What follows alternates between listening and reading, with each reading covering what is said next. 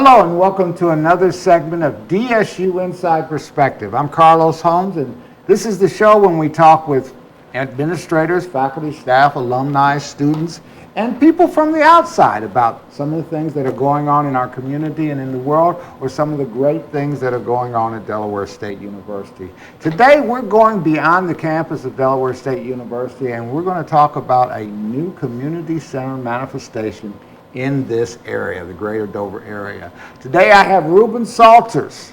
Reuben Salters is the co-founder of the Inner City Cultural League. He's the CEO of this organization, but more importantly to our conversation today, he is the founder and the CEO of the Sankofa Cultural Arts Center, a new community, relatively new community center that's been around, how many years now? 2 years. 2 years, since 2015.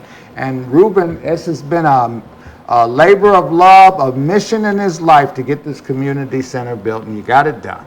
Got it done. All right. Got it done. Thank the community. And the community center, you can see right back here, that's the community center. What street is that on? That's Southwest Street. Southwest Street, right off of Division. Right off Division and 4th Street. Right on the railroad. Right.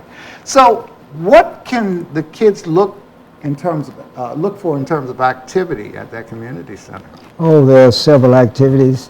The most significant activity is the dance company. The Sankofa Cultural Arts Center presents the Sankofa African Dance Company. Now, they have been around for a while. They are an institution of themselves. For close to 30 years. Yes. And after these guys, we have the string orchestra, the Sankofa String Orchestra. In fact, we have both of those on the screen here. That's the Sankofa dancers right there. Yes. And we have the string ensemble. The string ensemble, and then we have the Sankofa Steel Drum Company, just a brand new activity. We had a debut on Wednesday night. I was there Wednesday night. Well, I hope you enjoyed it. Yes, I did. They got on that one Bob Marley song, Everything's Gonna Be All Right. I tell you, they played that. They did it in the surprise. Now, you had, and this gets to be seen by the pictures here, you have youth that are engaged there. They are benefiting from the community center, but it seems like you could have more youth there. What are the benefits to these youth to be engaged in the activities at the Sankofa Cultural Arts Center? Well, right now we're open to all youth of the community. That means the entire Dover and the Kenton County community. And the activities are all of these activities you see depicted on the screen are open to every child who enters our building. We have other activities. We have chess clubs. We have the robotics clubs. We have trips. We have educational activities. Do you do tutoring there? We do tutoring. We do just about everything you can name. And we've got wonderful staff. We've got people from Sussex County, Christy Taylor. We've got... she kind of organizes the music part of that. She is the music. She does strings, and she does steel drums. And she does choral. We've got so many activities, and if you want a specialty in music, like the piano or the guitar, she teaches that. Now, we've had some Delaware State University folks working on behalf of, myself, I was taking pictures for you the other night, but you have a great two great alumni from Delaware State University, Don Blakey and Dolores Blakey, working with the kids over there. There's some opportunity for people to come and work with the youth, right? They're the backbone. Don and Dolores Blakey are the pillars of the Inner City Culture League. Don and I started out in 1991 with the African American Festival. And since that time, this thing has blown up into a gigantic activity that encompasses the whole community.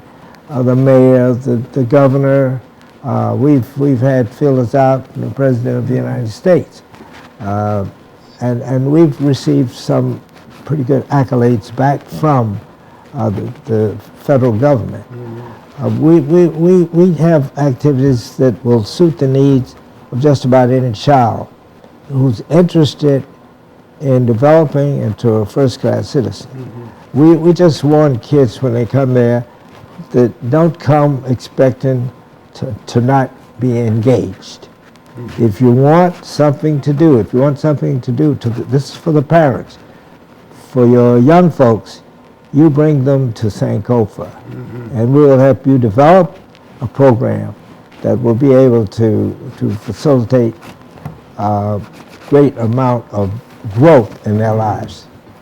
You have a board, and I know you have a number of members on your board that probably all contribute greatly to the Inner City Cultural League and the Sankofa Cultural Arts Center.